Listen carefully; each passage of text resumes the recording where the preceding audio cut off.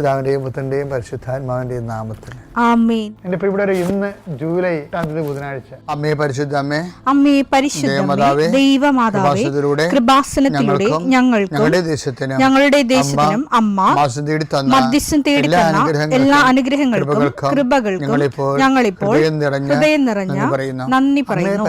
അമ്മേ പരിശുദ്ധമേ, ദൈവമാതാവേ, 2004 ഡിസംബർ 7 ഉച്ചകഴിഞ്ഞ് 2:30 കൃപാസനത്തിൽ സംഭവിച്ച അമ്മയുടെ പ്രത്യക്ഷപ്പെടലിനെക്കുറിച്ച് തിരുസഭയ്ക്ക് സമർപ്പിച്ചിരിക്കുന്ന പഠനരേഖകളുടെ മേൽ സഭാത്മകമായ പഠനം ആരംഭിക്കുവാൻ ഞങ്ങൾ പ്രാർത്ഥിക്കുന്നു. അമ്മേ പരിശുദ്ധമേ, ഭൂസ്വർലോകങ്ങളുടെ രാജ്ഞിയായ അങ്ങേയ്ക്ക് ഭൗമസംരക്ഷണത്തിനായി പ്രപഞ്ചപ്രകൃതിയെ തന്നെ തിരുസഭ പ്രതിഷ്ഠിക്കുവാൻ ഈ പ്രത്യക്ഷീകരണം വഴി ഇടയാക്കണമേ. പരിശുദ്ധമേ, ജപമാല മാതാവേ, സകല കൃപാസനം പ്രാർത്ഥനയോടും ചേർത്ത് ഞങ്ങളിപ്പോൾ പ്രാർത്ഥിക്കുന്ന ഈ കുടുംബത്തിന്റെ പ്രത്യേക നിയോഗം പറ മക്കളെ.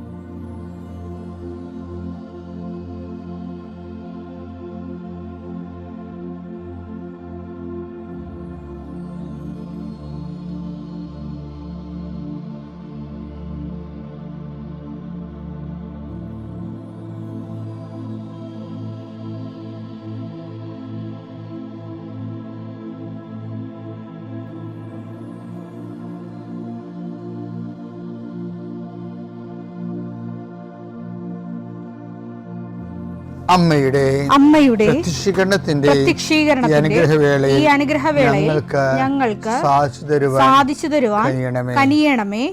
ആമേൻ. വിശ്വാസ പ്രമാണം. സർവശക്തനായ പിതാവും ആകാശത്തിന്റെയും ഭൂമിയുടെയും സൃഷ്ടാവുമായ ദൈവത്തിൽ ഞാൻ വിശ്വസിക്കുന്നു. അവിടുത്തെ ഏകപുത്രനും ഞങ്ങളുടെ കർത്താവുമായ ഈശോ മിശിഹായിലും ഞാൻ വിശ്വസിക്കുന്നു.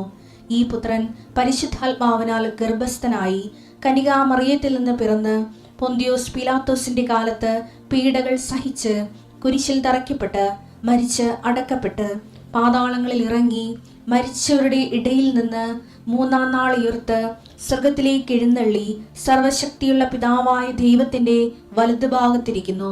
അവിടെ നിന്ന് ജീവിക്കുന്നവരെയും മരിച്ചവരെയും വിധിക്കുവാൻ വരുമെന്നും ഞാൻ വിശ്വസിക്കുന്നു. പരിശുദ്ധാത്മാവിലും ഞാൻ വിശ്വസിക്കുന്നു.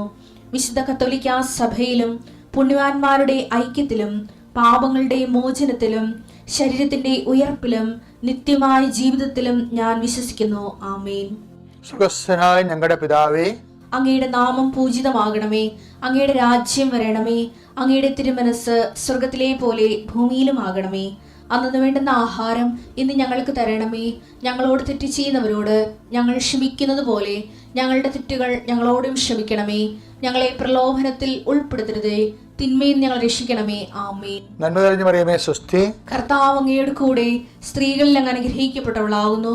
അങ്ങയുടെ ഉദരത്തിൻ ഫലമായി ഈശോ അനുഗ്രഹിക്കപ്പെട്ടവനാകുന്നു. പരിശുദ്ധ മറിയമേ, തമ്പുരാന്റെ അമ്മേ, പാപികളായ ഞങ്ങൾക്ക് വേണ്ടി ഇപ്പോഴും ഞങ്ങളുടെ മരണസമയത്തും തമ്പുരാനോട് അപേക്ഷിക്കണമേ. ആമേൻ. കർത്താവേ, നിന്റെ ഉന്നതമായ നാമത്തിന് സ്തോത്രം ചെയ്യുന്നു. കർത്താവേ, നിന്റെ വിശുദ്ധ പൗരോഹിത്യത്തെ മഹത്വപ്പെടുത്തണമേ. കർത്താവെ, സഭയിലുള്ള സാന്നിധ്യം പ്രകടമാക്കണമേ. 40 വർഷം ഞാൻ അർപ്പിച്ച കൃപാനയുടെ യോഗ്യതയാണ്. കൃപാസന അൾത്താറെ ജീവനോടെ പ്രത്യക്ഷപ്പെട്ട പരിശുദ്ധ അമ്മയുടെ മാധ്യസ്ഥത്തിലെ ഞാൻ മക്കളെ ആശീർവദിക്കുന്നു. അങ്ങയുടെ മക്കൾ ഇന്ന് യാത്ര ചെയ്യുന്ന ഓരോ ഇടങ്ങളെ സംബന്ധിച്ച് പ്രാർത്ഥിക്കുന്നു. അങ്ങയുടെ മക്കൾ ഇന്ന് കണ്ടുമുട്ടുന്ന ഇടങ്ങളെ സമർപ്പിച്ച് പ്രാർത്ഥിക്കുന്നു.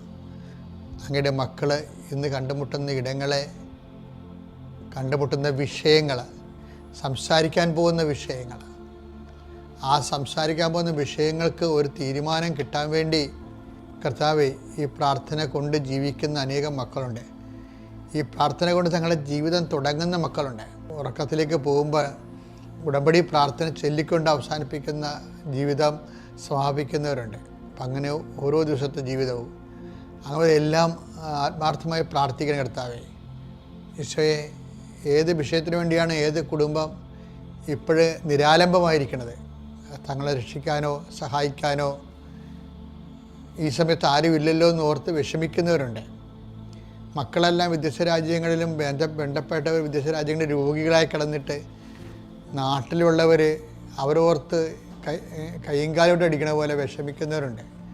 അവരെയെല്ലാം അമ്മേ, സഞ്ചാരി മാതാവേ, സമയത്തിൻ്റെ അധികാരി, ഈ ഒറ്റ പ്രാർത്ഥന കൊണ്ട് ഞങ്ങളുടെ കൺമുൻപിൽ നിന്ന് മറഞ്ഞ് അന്യരാജ്യങ്ങളിൽ വേദനപ്പെടുന്ന ഞങ്ങളുടെ ബന്ധുക്കളെ നീ സ്പർശിക്കണം. കൂട്ടുകാരെ, ഞങ്ങൾ പ്രാർത്ഥന ആവശ്യപ്പെട്ടുള്ളവരെ നീ സ്പർശിക്കണം. കർത്താവേ, ഇപ്പോൾ പ്രാർത്ഥിക്കുന്നത് ജീവിതമാർഗങ്ങൾ പല മേഖലകളിൽ ജീവിതം ആരംഭിക്കുന്നുണ്ട്. കട, കമ്പോളങ്ങൾ, ഏജൻസികൾ, കന്നുകാലി വളർത്തലുകൾ, ഇങ്ങനെ ജോലികൾ, കമ്പനി നടത്തുന്നവർ, ഇങ്ങനെ എന്തെല്ലാം കാര്യങ്ങൾക്ക് വേണ്ടി ഓരോ വരുമാന മാർഗം കണ്ടെത്തിയിരിക്കുന്നവർക്ക് അത് നഷ്ടപ്പെടാൻ ഇരിക്കാൻ വേണ്ടി കർത്താവിൻ്റെ നാമത്തിൽ പ്രാർത്ഥിക്കുന്നു.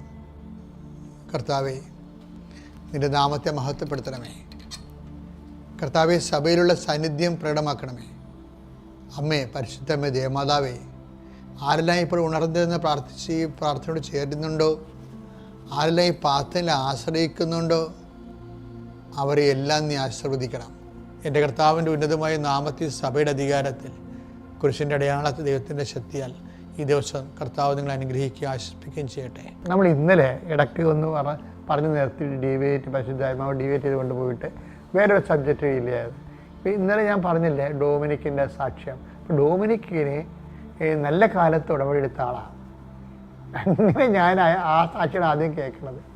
ഞങ്ങളുടെ നല്ല കാലത്താണ് ഞങ്ങൾ ഉടമ്പടി എടുത്തതെന്ന്. അപ്പം പക്ഷേ ഞങ്ങൾ ഉടമ്പടിക്കാൻ വേണ്ടി ഇവിടെ വന്നില്ലേ, വീട്ടിലിരുന്ന് തീരുമാനിച്ചു എന്തിനാ ഉടമ്പടിക്കണമെന്ന് അവർക്ക് പ്രത്യേകിച്ച് കാര്യങ്ങളൊന്നുമില്ല. പക്ഷേ ഇവിടെ വന്നപ്പോൾ അമ്മ പറഞ്ഞ് ദുരന്തം ഉണ്ടാകാൻ കൊണ്ട് പ്രാർത്ഥിക്കണം. അതാണ്. അപ്പം ഇവിടെ വീട്ടിൽ വെച്ച് പറഞ്ഞില്ലത്.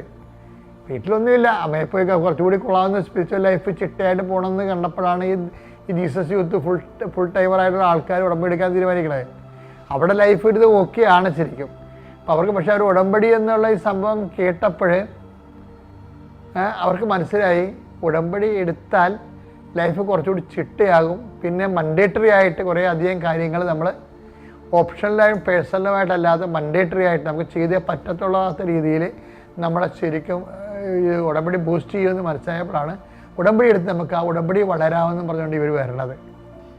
ഇവിടെ പക്ഷേ ഇവർ ഭാര്യയും ഭർത്താവും കൊച്ചും കൂടി വന്ന് കൃപാസനത്തിനകത്ത് ചവിട്ടിയപ്പോൾ അമ്മ പറഞ്ഞു ദുരന്തമുണ്ടാകാൻ പോകുന്നു, പ്രാർത്ഥിക്കണം. ഇവർ ഐസായിപ്പോയി. അപ്പോൾ പറഞ്ഞിട്ട് ഇത് അമ്മ അന്ന് അച്ഛനോട് പറഞ്ഞ കാര്യമാണല്ലോ ഇപ്പം ഞങ്ങളോട് പറയണമെന്ന്. ദൈവമേ, എന്ത് ദുരന്തമായിരിക്കും, എന്ത് ദുരന്തമായാലും അമ്മ ഉണ്ടാകുമല്ല എന്ന് പറഞ്ഞാൽ അവർ ഉടമ്പടി എടുത്ത് ഒരു മാസം കഴിഞ്ഞപ്പോൾ ഈ റോമിക എന്ന് പറയുന്ന മകളില്ലേ, അവളെന്നെന്തോ 10ാം ക്ലാസ്സിലാണ് മറ്റേ പഠിക്കുകയായിരുന്നു. അവൾ പെട്ടെന്ന് ബ്ലാങ്കായിപ്പോയി. ബ്ലാങ്കായിപ്പോയി അവൾക്ക് പരീക്ഷ എഴുതാൻ പറ്റണില്ല. ആ റോമിക അതിനെക്കുറിച്ച് റോമിക സാക്ഷ്യം പറയുന്നുണ്ട്. അവൾ ഉപയോഗിക്കുന്ന വാക്ക് ട്രോമറ്റൈസ്ഡ് എന്നാണ്. എന്ന് കഴിഞ്ഞാൽ വാദം പിടിച്ചെന്നല്ല എൻ്റെ അർത്ഥം. ട്രോമ ഇല്ല, ട്രോമ എന്ന് വെച്ച് കഴിഞ്ഞാൽ നമ്മൾ ഫുള്ളായിട്ട് ബ്ലാങ്കായി പോകും. ചില ആൾക്കാരുടെ ട്രോമ ഹൈപ്പർ ടെൻഷൻ വന്നു കഴിയുമ്പോൾ കണ്ണ് കൃഷ്ണമണിയൊക്കെ കാണാതിരിക്കും. ചിലപ്പോൾ കൃഷ്ണമണി ഉണ്ടാകും, കാഴ്ച ബ്ലോക്കാവും. അത് നമ്മുടെ തലച്ചോറില്ലേ, തലച്ചോറ് ഹൈപ്പർ ടെൻഷൻ അടിക്കുമ്പോൾ തലച്ചോറിൽ നിന്ന് നമ്മളുടെ കോർണിയയിലേക്കുമുള്ള അല്ലേ ഇതില്ലേ നമ്മളുടെ ഞരമ്പില്ലേ, സൂക്ഷ്മമായ ഞരമ്പിളില്ലേ, അവിടെ രക്തം ബ്ലോക്കായി പോകും. അപ്പോഴാണ് ഈ കണ്ണ് തുറന്നിരിക്കും പക്ഷെ കാഴ്ച കാണത്തില്ല. ട്രോമയുടെ ഒരു ലക്ഷണമാണത്. ഞാനത് എൻ്റെ നോവലിന് വേണ്ടി പഠിച്ചതാണ്. ഞാൻ ആ ലാസ്റ്റ് ഗസ്റ്റ് ഓഫ് നോവൽ എഴുതിയ കാലത്ത് അതിലൊരു കുട്ടി ട്രോമ വരുന്നുണ്ട്. അപ്പം അതിൻ്റെ മെഡിക്കൽ മേഖലകൾ പഠിച്ചതാണ്. അപ്പോഴാണ് ഇങ്ങനെ ഒരു സംഭവം കണ്ടെത്തിയത്. നമ്മളിങ്ങനെ പഠിക്കും, പക്ഷേ നമുക്ക് ഒന്നും പ്രൊഡ്യൂസ് ചെയ്യാൻ പറ്റത്തില്ല. പഠിക്കും പക്ഷെ ഒന്നും പ്രൊഡ്യൂസ് ചെയ്യാൻ പറ്റത്തില്ല. ഫുൾ ബ്ലാങ്ക് എന്ന് പറയും. അപ്പോൾ അങ്ങനെ വന്ന് അവൾ പരീക്ഷ തോറ്റു. അപ്പോൾ അതൊക്കെ മനസ്സിലായില്ല, ഇത് കളിയല്ല, കാര്യമാണ് മനസ്സിലായില്ല. ഏറ്റവും നല്ല ഏറ്റവും നല്ല റാങ്ക് വാങ്ങിച്ച് പഠിച്ച കൊച്ചാ നല്ലതാണ്. പക്ഷേ പെട്ടെന്ന് ഹൈപ്പർ ടെൻഷൻ കയറി. ചിലപ്പോൾ കോമ്പറ്റീഷൻസ് വരുമ്പോഴേ, കോമ്പറ്റീഷൻസ് ഇല്ലേ, മറ്റു കുട്ടികളുമായിട്ട് കോമ്പറ്റീഷൻ, എനിക്കുള്ളത് അത് റാങ്ക് മേടിക്കാനും IAS റാങ്കിനും ഇങ്ങനെ കുറേ കോമ്പറ്റീഷൻ ഫീൽഡില്ലേ. ഇപ്പോൾ ഗവൺമെൻറ് ഈ കോമ്പറ്റീഷനും കുറച്ച് കൊണ്ടുവരുന്നുണ്ട്, ഷോക്ക് അബ്സോർബ് ചെയ്ത് കൊണ്ടുവരുന്നുണ്ട്. കാര്യം കോമ്പറ്റീഷൻ ഫീൽഡിൽ നിന്ന് കുട്ടിക്കാലങ്ങളെ കോമ്പറ്റീഷൻ ഒഴിവാക്കണം. ശരിയാണെന്നൊന്നും നമുക്കറിയത്തില്ല. ഈ സായിപ്പന്മാർ കാണിക്കുന്നതെല്ലാം ഇങ്ങനെ നമ്മൾ അവരെന്ത് കാണിക്കുന്നു അത് നമ്മളിവിടെ കോപ്പി അടിക്കും. അതായത് അങ്ങനെയാണ് ചെയ്യണം. ഇപ്പോൾ സായിപ്പന്മാരുടെ കൂടത്തിൽ ആ പിള്ളേർക്കൊന്നും ടെൻഷൻ ഇല്ലല്ലോ. കാര്യം വഴക്കൊന്നും പറയാം, അവർ വഴക്ക് പറഞ്ഞാൽ പോലും അവർക്ക് വേണേൽ പോലീസിൽ വിളിച്ച് പറയാം, ഡാഡിനെയും കൊണ്ട് പോലീസ് പോകും. അപ്പോൾ ഒരു ഡിസ്റ്റർബൻസ് ഇല്ലാതെ വെള്ളക്കാരുടെ കുഞ്ഞുങ്ങളിങ്ങനെ അമൂൽ കുഞ്ഞുങ്ങളെപ്പോലെ അങ്ങനെ വളരുകയാണ്. നാളെ കാലങ്ങളിൽ എന്ത് സംഭവിക്കുമെന്ന് നമുക്കറിയത്തില്ല. ഈ സൈക്കോളജിസ്റ്റുകൾ ആണ് ഈ പ്രശ്നങ്ങളെല്ലാം ഉണ്ടാക്കുന്നത്. ശരിക്കും സൈക്കോളജിസ്റ്റുകൾ തിയററ്റിക്കലായിട്ട് വിഷയങ്ങൾ കാണുന്നത് കൊണ്ടുണ്ടാകുന്ന ചില പ്രശ്നങ്ങളാണ്. അടി കൊടുത്ത് വളർത്തേണ്ട പട്ടി കൃത്യമായിട്ട് അടി കൊടുത്തു കഴിഞ്ഞാൽ ബൈബിൾ പറയുന്നുണ്ട്. എന്താണ് വിശുദ്ധ ഗ്രന്ഥം പറഞ്ഞത്? എന്താണ്? പ്രഭാഷകൻ 30:8 മെരുക്കാത്ത കുതിര ദുശാഠ്യം കാണിക്കും. ശിക്ഷണം ലഭിക്കാത്ത പുത്രനായാലും പുത്രിയായാലും തന്നിഷ്ടക്കാരനാകും. അവരാരും കൺട്രോൾ ചെയ്യാൻ പറ്റത്തില്ല. അപ്പോൾ നാളെ ഇവരുടെ ഫെഡറൽ റിപ്പോർട്ടല്ലേ, ഫെഡറലിസ്റ്റ് ഇവരെങ്ങനെ വെച്ചാൽ ഈ ബൈബിളൊക്കെ മാറ്റി വെച്ചത്, യൂറോപ്യൻസ് അങ്ങനെ ഒരു റാഷണലിസം കയറിയിട്ട് ബൈബിൾ മാറ്റി വെച്ച് ദൈവം അവിടെ നാട്ടിൽ നിന്ന് പോകുന്നു. ഇപ്പം നമ്മൾ ചെല്ലുകയാണെങ്കിൽ ഭയങ്കര സങ്കടം വരികടോ. നമ്മൾ കണ്ട സ്വപ്ന ഭൂമികളൊക്കെ ഇല്ലേ, അത് ഞാൻ എല്ലാ രാജ്യങ്ങളിലും, രാജ്യത്തിൻ്റെ പേരൊന്നും ഞാൻ പറയണില്ല, അത് ശരിയാകത്തില്ല. പലയിടത്തും നാഷണൽ ഹൈവേ നന്നാക്കിയിട്ടില്ല. സാമ്പത്തികമായി ശരിക്കും പാപ്പരാണ്. ഒരു പാപ്പരടിച്ച രാജ്യത്ത് ചെല്ലുമ്പോൾ ഉണ്ടാകുന്ന പ്രകൃതിയാണ് നമ്മൾ കാണുന്നത്. പണ്ട് എന്ത് സ്മാർട്ടായിട്ട് കിടന്ന രാജ്യങ്ങളാണത്. ഇവർ ദൈവത്തെ മാറ്റി നിർത്തി ഓരോരോ കാര്യം പറയുന്നതനുസരിച്ചിട്ട് ആ പ്രൊട്ടക്ഷൻ പോകത്തില്ലേ, ദൈവത്തിൻ്റെ ഒരു പ്രൊട്ടക്ഷൻ പോകും. നിങ്ങൾക്കറിയാമല്ലോ, പല കാര്യങ്ങളും പ്രൊട്ടക്ഷനാണ് നിൽക്കണത്. നമുക്കൊന്നും ചെയ്യാൻ പറ്റത്തില്ല. ഭൂമി കുലുങ്ങിയാൽ നമ്മൾ എന്ത് ചെയ്യും?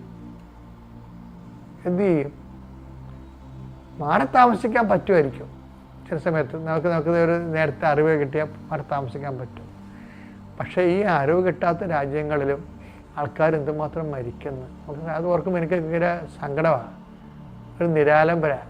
അവിടെ ദൈവത്തിന് മാത്രമേ ഒന്നും ചെയ്യാൻ പറ്റത്തുള്ളൂ. നമ്മുടെ ജീവിതത്തിലെ ഭൂമി വിലക്കുവാനും അങ്ങനെയാണ്. അപ്പം അമ്മ ഇവിടെ കയറി വന്നപ്പോൾ തന്നെ അമ്മ പറഞ്ഞു ദുരന്തം ഉണ്ടാകാൻ പോലും കേട്ടോ, പ്രാർത്ഥിക്കണമെന്ന്. അവരെന്ത് ചെയ്തു? അവർ ടൈറ്റപ്പ് ചെയ്ത് പ്രാർത്ഥിച്ചു. കുഞ്ഞിന് ഈ ബ്ലാങ്ക് വന്നപ്പോഴേ രോമിക്കയ്ക്ക് ഈ ബ്ലാങ്ക് വന്നല്ലേ, അവർ കുലുങ്ങിയില്ല. കാര്യം എന്താ? അമ്മ കൃപാസനത്തിൽ പറഞ്ഞായിരുന്നു അതെന്താ, സീസൺ മാറാൻ പോകുന്നുണ്ടോ, സീസൺ മാറാൻ പോകുന്നു. അപ്പോൾ റോമിയുടെ അമ്മ പറഞ്ഞ്, റോമിയെ ഇനി നീ ഉടമ്പടി എടുക്കണമെന്ന് പറഞ്ഞു. അമ്മ അത് ആഗ്രഹിക്കുന്നുണ്ട്. നീ ഇപ്പം ഞാനും അപ്പായും ഉടമ്പടിയിലാണ്, നീയും കൂടി ഉടമ്പടി എടുക്കണം. അപ്പോൾ റോമി അതനുസരിച്ചു. അതാണ് അവളുടെ വിജയം എന്ന് പറഞ്ഞത്. അവളനുസരിച്ച് അവളൊന്ന് ഉടമ്പടി എടുത്തിട്ട് അവൾ ഉടമ്പടി തൈലം നെറ്റിക്ക് തേച്ച് വിശ്വാസപ്രമാണം ചൊല്ലി പ്രാർത്ഥിച്ച് കുറച്ച് കഴിഞ്ഞപ്പോൾ അവളുടെ എല്ലാ രോഗവും മാറി. അവൾ ഓക്കെ ആയതല്ല, അവളുടെ പിന്നീടുത്ത പരീക്ഷയ്ക്കൊക്കെ 84% വരെ മാർക്ക് കിട്ടി. പിതാവിൻ്റെയും പുത്രൻ്റെയും പരിശുദ്ധാത്മാവിൻ്റെയും നാമത്തിൽ.